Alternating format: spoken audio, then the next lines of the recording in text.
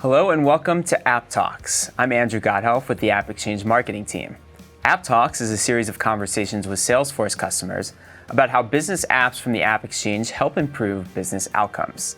Today, I'm joined by J.R. Pershall, Vice President of Preemptive Love Coalition, and we're here to talk about how Sage Intacct has helped improve the operational efficiency and overall mission of Preemptive Love Coalition.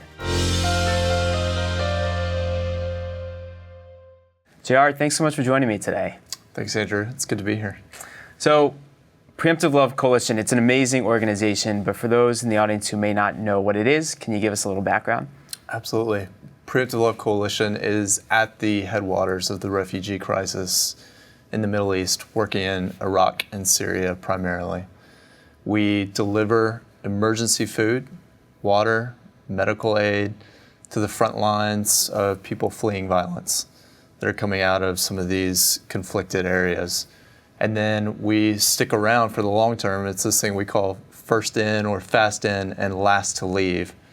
We stick around for the long term to try and help these families get back on their feet by providing economic development opportunities for them, small business grants, these kinds of things to help families actually get back to, life as normal as quick as possible. Yeah, that's an important mission, and there's obviously a lot to do. As Vice President, what are you responsible for?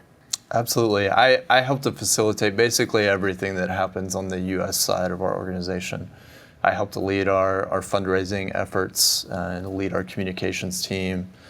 And then there's a ton of logistical things that I help handle on the day-to-day side. So we're here to talk about Sage Intacct and want to understand its impact on Preemptive Love, but in order to do so, I think it's important to go back and talk about some of the challenges that you faced first. So from a technology standpoint, what were you maybe struggling with before Sage?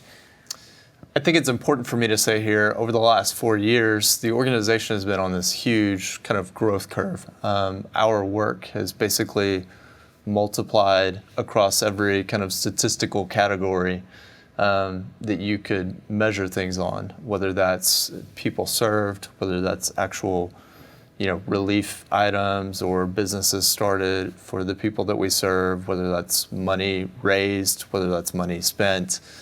Like all of those categories, we've been on this kind of growth curve over the last few years, and we really reached a very heightened, acute pain point in December 2016, and the crisis in the Middle East was at its all-time high. Things were falling apart in Syria as well as Iraq. ISIS was everywhere, and the way that we were set up as an organization with some of the technology that was kind of undergirding us began to just fall apart.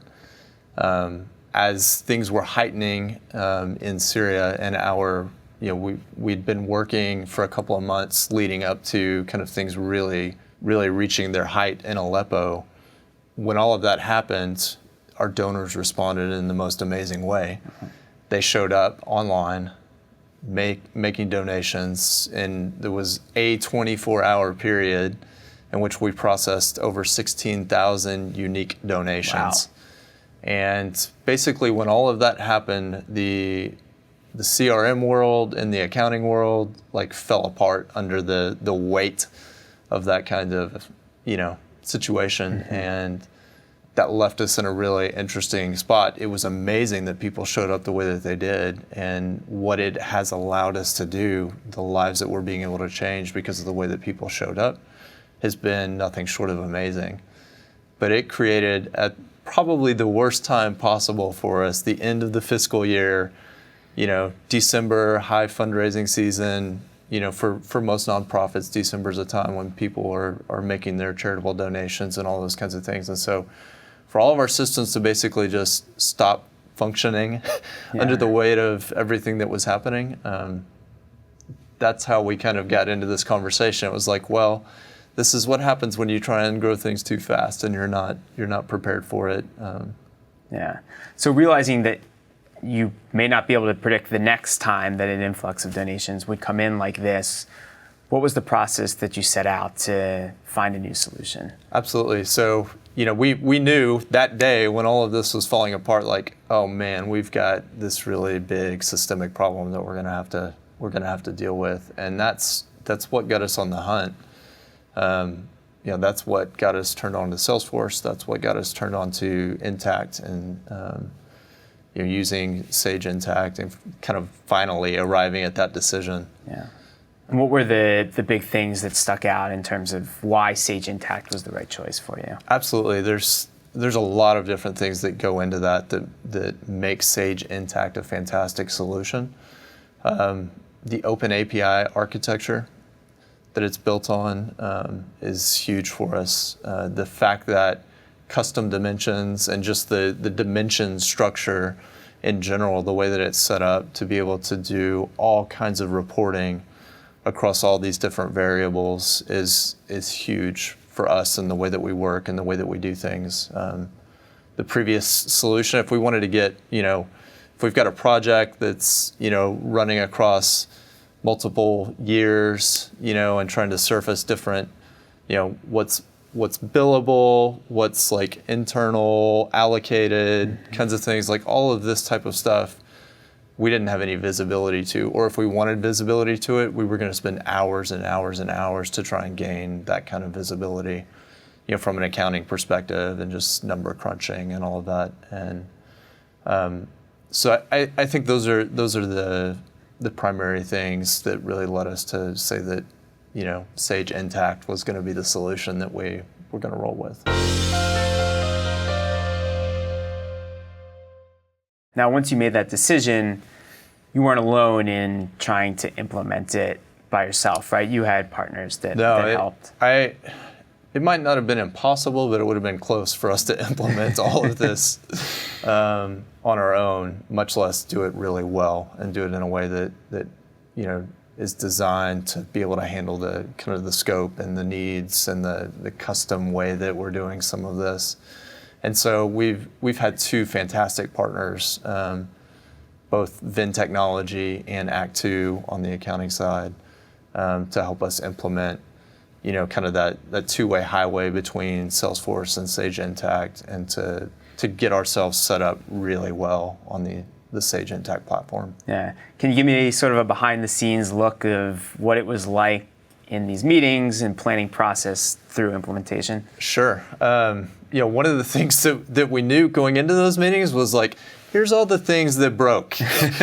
Like, here's the problems. Right. Here's, we had a thorough list of all the things that we did not like. So you had a good starting point. Absolutely. So I think that was, even though it was really painful, that was actually like really helpful for us, because we were in this spot where we knew very acutely like what the problems were, and we were able to articulate those really well to our implementation partners. And I think that's where kind of doing that on the front end, that hard work of saying, here's all the things we know that we don't like, here's the things that we're trying to move to, and here's what we'd like to see, and just that kind of planning process and determining all those different factors. We spent a couple of months internally before we ever even started really looking for, we spent a lot of time evaluating platforms, and then we spent a lot of time evaluating partners. And I think that time ended up being really well spent. Yeah. But as far as these projects go, you were able to get up and running pretty quickly, right? Yeah, I think that's one of the things that actually surprised me the most from some of my previous experience. A platform change like this would take,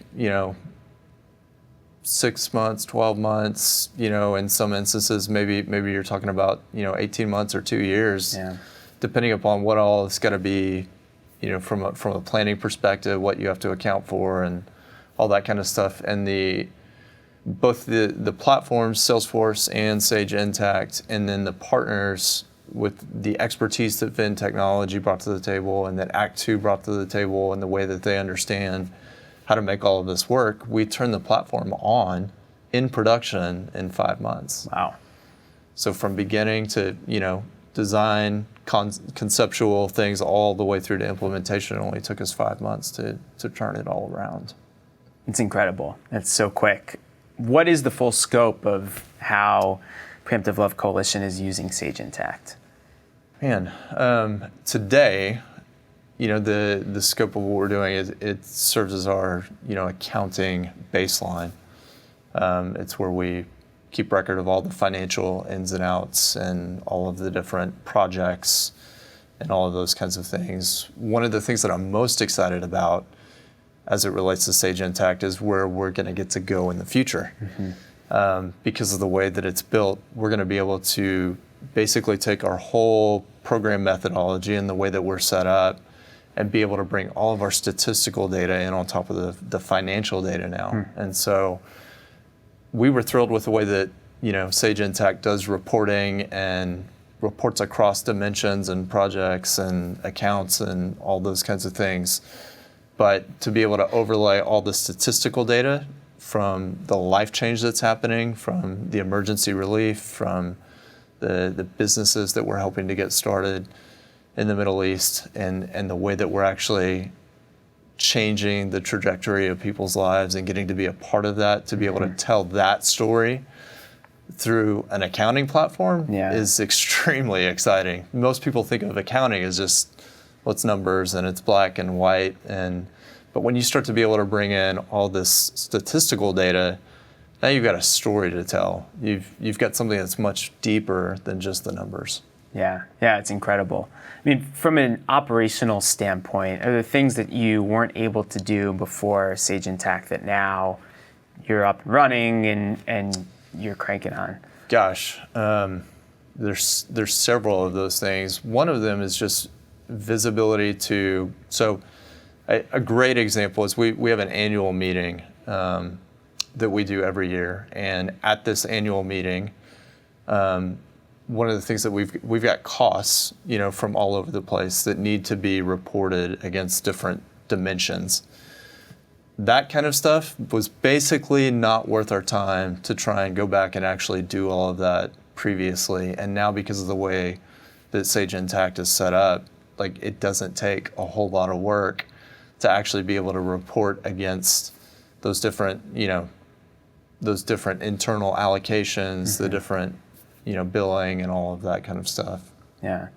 And are your employees, are they freed up to do more? Are they saving a lot of time through the use of Sage Intacct?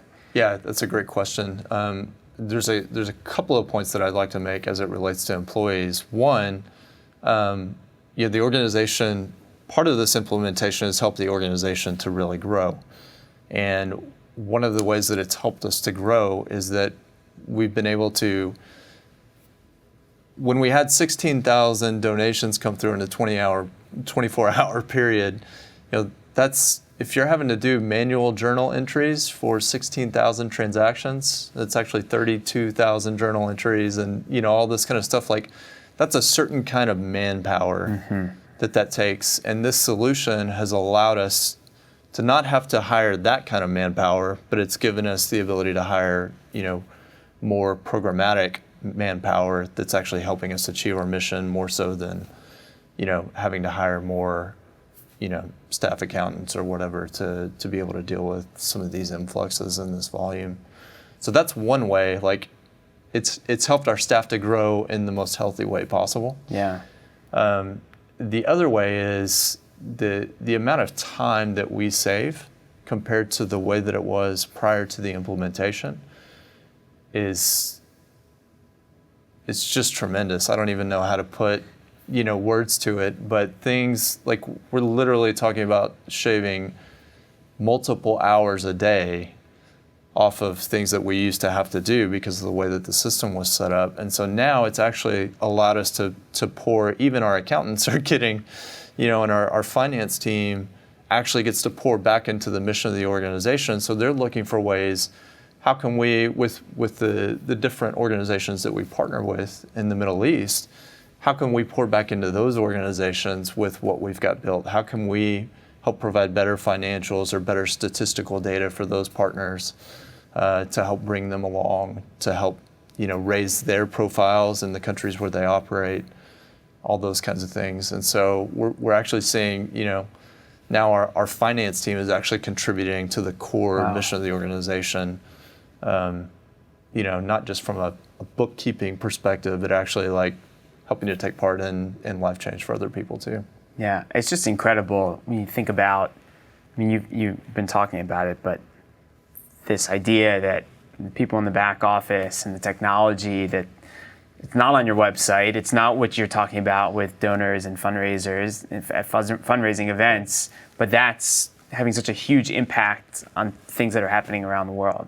I think it's one of the things, people that are in nonprofit work, they're going to understand this like intuitively, but people outside of nonprofit work may not understand it. A lot of people are like, they want to know about your overhead and they want to know like, where's my donation going and all these kinds of things. And one of the things that we constantly talk about internally is that paperwork saves lives too. Yeah. Like the fact that we, none of the work serving people and helping them get back on their feet, bringing emergency food and supplies to people that are fleeing the front lines of this conflict.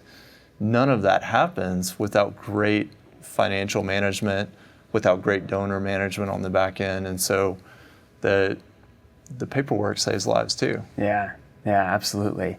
And through this process, getting to this point where paperwork is saving lives, you mentioned before the partnerships, but particularly as a not-for-profit, what is the partnerships that you've developed with Venn and Act 2 and Sage Intacct and Salesforce? And what has that all meant to Preemptive Love Coalition?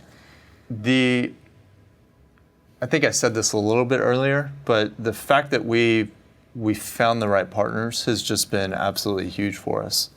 And part of the thing that I think is unique about both Act 2 and Venn Technology is that they understood kind of on a heart level what it was that we were trying to achieve. They understood what it was that we were trying to affect in the Middle East.